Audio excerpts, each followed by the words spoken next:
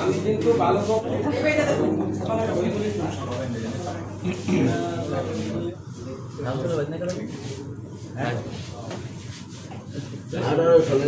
আমাকে আশ্বস্ত করেছেন যে আমি এসিডেন্টকে পাঠাচ্ছি একটা তদন্তের মাধ্যমে।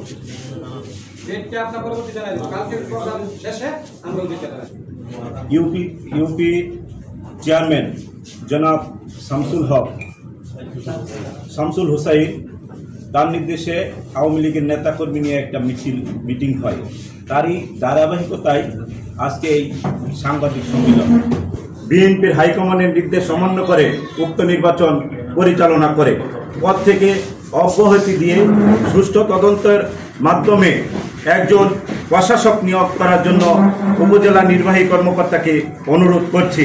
উপজেলা নির্বাহী কর্মকর্তাকে আমরা স্মারকলিপি প্রদান করেছি এবং জেলা প্রশাসককেও আমরা স্মারকলিপি প্রদান করেছি।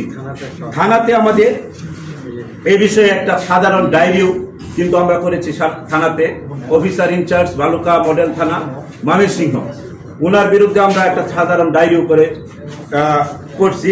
সব 19 জনের নামে যেসব আওয়ামী লীগের পদধারী নেতারা এখানে উপস্থিত ছিল ইউনিয়ন পরিষদে। প্রশাসনকে অনুরোধ করব আগামী কয়েকদিনের ভিতরে ইউনিয়ন পরিষদের কার্যক্রমকে